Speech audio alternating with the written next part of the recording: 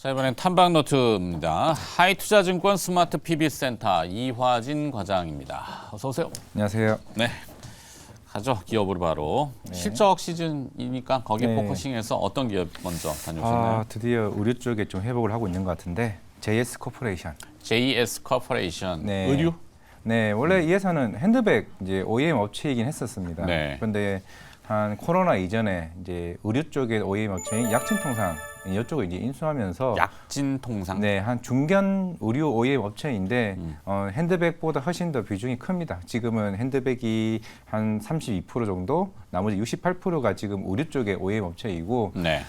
올해 상반기까지 실적 굉장히 안 좋았습니다. 작년에도 안 좋았고 그 이유는 일단은 이 회사는 이제 북미 쪽에 이제 익스포저가 굉장히 큰 회사고 올해 상반기까지는 이거는 뭐 대다수인 뭐 미국에 있는 우리 업체들이 다 재고 정책을 실시하게 되면서 애초에 그런 오더 물량들이 자체가 없었습니다. 그러면서 생각보다 빠르게 재고가 소진하다 보니까 3분기부터 이런 물량들이 굉장히 많았었는데 사실 이게 북미 쪽 의류 소비가 회복이 되는 게 아니라 재고가 소진이 되어가지고 당장 이번 달에 블랙 프라이데이도 열리는데 그게 의류에 대한 주문들이 나오면서 지난주에 아마 상한가 갔을 겁니다. 그때가 이제 생각보다 실적이 서프라이즈가 나오게 되면서 약진통상 이거 JS 코퍼레이션뿐만 아니라 한세실업, 화승엔터 네. 북미 쪽에 있다는 비중이 큰 회사들 같은 경우가 요 최근에 의류 업종이 좀 좋았었는데 시장에서는 물론 최근에 내신증권에서 리포트가 계속 나오긴 했었습니다만은 3분기에서 끝나는 게 아니라 4분기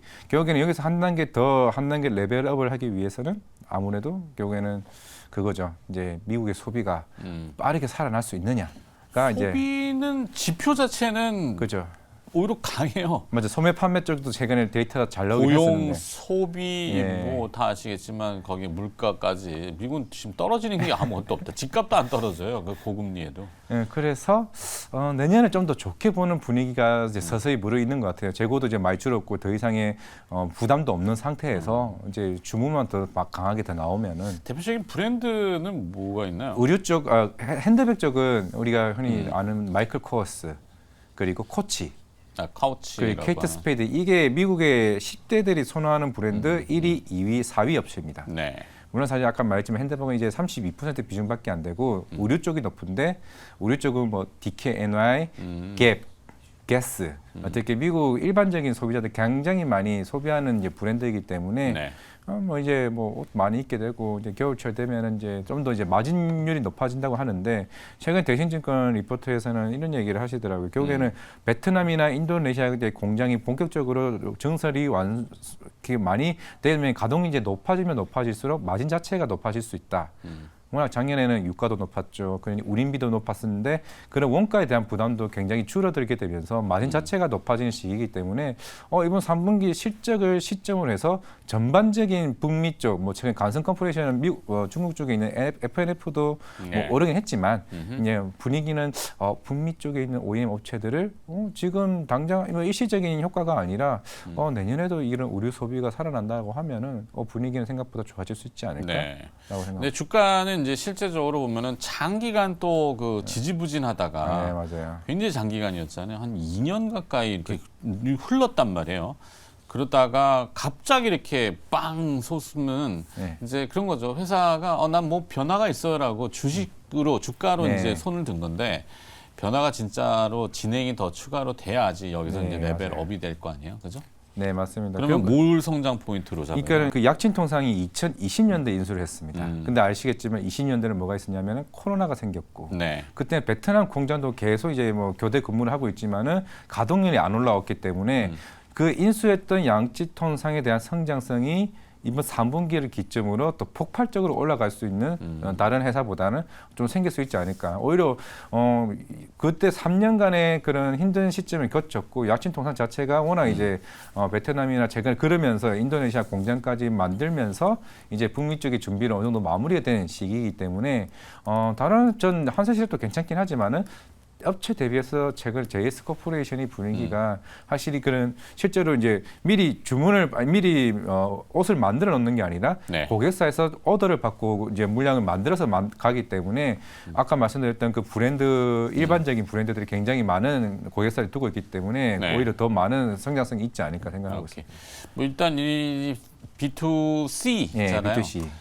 그러면 뭐 소비자들의 눈으로 볼 수 있으니까 예. 저도 주말에 그 아울렛 매장 가봤더니 예. 뭐 어떤 브랜드들을 선호하는지 이렇게 볼 수 있잖아요. 네. 뭐 구찌 같은 데는 아직도 줄 서 계시더라고요. 맞아요. 네. 구찌. 그 네. 코치도 줄 많이 서 있더라고요. 어떤 거? 코치. 카우치. 코치. 그 발음을 어떻게 해야 돼요? 코치? 코치? 카우치? 이따 치고 네, 하여튼 네. 그런 브랜드. 네. 자 넘어가서 다음 기업으로 갑시다. 네. 저기 넥스트칩 먼저 좀, 넥스트 먼저 네, 할까요? 들어볼까요? 이게 사실 어제 거의 17%, 16%, 뭐 프론티어도 같이 빠지긴 네, 했습니다. 급락했다가 오늘은 조금 또 반등하고. 사실 뭐 자체적인 이슈라기보다는 네. 뭐 어제 온세미컨덕터나 뭐 파나소닉이나 전반적인 온세미컨덕터 같은 경우는 이제 차량용 반도체 만드는 회사인데 이 회사가 네. 가이던스를 하향해 버리니까 뭐 테슬라가 내년에도 안 좋아질 수 있다. 그러면은 자율주행을 만드는 차량용 카메라 영상 장치를 만드는 텍스트 칩이나 뭐 프론티어나 사실 그렇게 직접적인 연관은 없거든요. 사실 프론티어나 저희 회사들 같은 경우는 레벨 3단계 자율주행을 준비하고 있는 업체이기 때문에 지금 당장 매출과는 연관이 없습니다. 실제로 넥스트 칩은 내후년부터 이제 본격적으로 이제 고객사가 확대가 되면서 매출이 되는 회사고 지금은 적자인 회사이기 때문에 네. 그러면서 오늘 좀 반등이 좀 강하게 나오는 모습이 있더라고요. 그러면서 최근에 오늘도 뭐 애널리스트 코멘터들이 하나둘씩 나오고 있는 좀 상황이기 때문에 결국에는 큰 일시적인 그런 단기적인 뭐 부담은 충분히 있을 수는 있겠으나 충분히 넥스트 칩은 요 최근에 뭐 유럽 쪽에 이제 고객사 한 곳에 대한 4분기 실적이 뭐 인식이 된다라고 얘기는 하고 있지만은 지금 당장에 이 회사가 실적 가지고 주가가 빠질 이유는 그렇게 없고 향후에 이 성장성이 계속 얼마만큼 진척이 되는지 여부가 좀 중요하지 않을까 생각을 하고 있습니다. 사실 이 회사들은 일반적으로 레벨 3단계에 대한 매출은 대부분 2030년을 기점으로 전체적인 자동차 시장에서 40%를 차지하고 지금 당장은 5%, 8% 정도 비중밖에 안 차지하기 때문에 어제 온세미컨덕터에 대한 가이던스 하향에 대한 부분은 사실 조금은 좀 과도한 하락세가 아니었나 생각을 하고 있습니다. 차량용 반도체가 뭐 있죠? 르네사스나 이제 온세미? NXP나 이제 NXP. 예. 뭐 최근에 이번 실적이 좀 안 좋긴 했었습니다만은 그러면서 조금 어제 조금 너무 과하게 움직이지 않았나라고 생각하고 있습니다. 알겠습니다. 자, 넥스트 칩은 일단 반등은 하는데 어제 상처가 좀 깊었다. 네. 이건 좀 주의해야 될 것 같고. 저도 이 회사는 한 12월 중순쯤에 예약 지금 이 회사가 한 방에 안 잡혀서 세 달이 밀렸습니다. 그러면서 제가 12월 중순에 한 번 더 가긴 할 거예요. 그때 네. 가면은 좀 더 분위기 있는 얘기 좀 듣고 오겠습니다. 알겠습니다. 그때 또 듣도록 하고 마지막 기업 마지막 기업은 HK 이노엔. HK 이노엔. 유학양도 실적이 잘 안 났는데 HK 이노엔 잘 났습니다. 네. 바이오 업체들 중에서 확실히 제일 중요한 이슈였던 오버행 이슈가 이제 마무리된 것 같습니다. 이제 거의 다 없어졌다고 좀 생각을 하고 있는 것 같은데 결국에는 그동안 짓눌러 왔던 오버행 이슈가 사라졌고 결국에는 이 회사는 고공성장할 수밖에 없는 이번에는 뭐였죠? 한국알콜 거? 그 한국콜마 홀딩스. 한국알 죄송해요. 예, 알콜 원래 얘기구나. CJ 오늘 헬스케어. 한 주정 얘기를 많이 해가지고 한국콜마. 예, 한국콜마 홀딩스. 사실 뭐 연호도 이번에 결국에는 상장 폐지하게 되면서 본격적으로 이제 편입을 하는 건데 그만큼 이 회사는 화장품도 하고 있지만 화장품 비중은 낮습니다. 네. 이제 근데 HK 이노엔은 K캡의 매출이 계속 꾸준하게 올라와 있었고 그리고 지금 중국 러신제약이 기술 이전했던 게 이번 3분기에 실적이 인식이 됐습니다. 이게 내년부터는 회사 입장에서는 연간 400억에서 한 600억 정도는 로열티 판매를 받을 수 있을 것 같다라는 게 가이던스를 내놨고 왜냐하면 K캡이 연간 1,200억 정도 매출이 나오는데 확실히 중국 쪽의 비중이 크다는 거죠.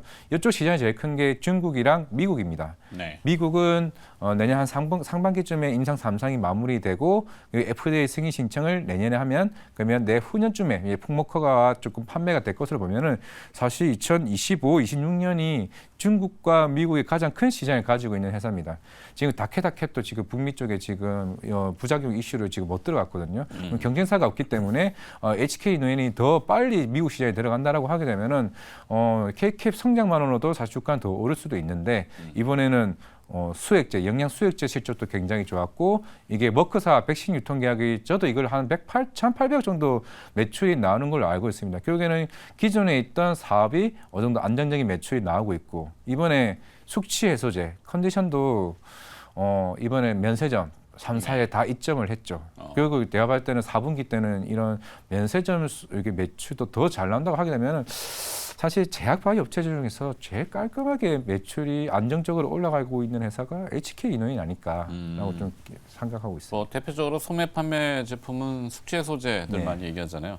연말이니까 또 또 그런 해시 심리적인 예. 소비 시즌이라고 하는데 소비 심리가 좀 많이 위축돼가지고 주류 가격도 또 인상되고, 네, 주류 가격 인상까지. 네, 주류 가격이 인상됐으니까 숙취 해소제도 약간 2개 먹어야 되나? 이거 그건 하나만. 아닌 거고. 물론 뭐 깨숙강이나 여러 개를 주는 사람도 많이 있기는 한데. 네. 근데 이 중요한 거는 면세점에 들어가기 때문에 중국인들이 과연 이걸 보고 어떤 반응을 보일지 그렇죠. 예전에 마스크팩 사던 것처럼 네, 기대를 하고 있습니다. 알겠습니다. 자, 넥스트 오늘 세 개의 기업 들었습니다. JS 코퍼레이션, 넥스트칩, HK 이노엔. 그래도 하나 비중 있게? 주가는 사실 넥스트 칩이 확 빨리 올라갈 것 같은데 안정적인 사실 지금 시장에서는 안정적으로 저는 올라가는 게 더 좋다고 생각을 하고 있기 때문에 HK 이노엔 HK. 4분기도 더 좋아질 수 있다. 네. 안정성이라면 HK 이노엔, 네. 공격성이라면은 넥스트칩. 넥스트칩 이렇게 정리하도록 하죠. 하이투자증권 스마트 PB센터 이화진 과장이 탐방노트 수고해 주셨네요. 고맙습니다. 네, 감사합니다.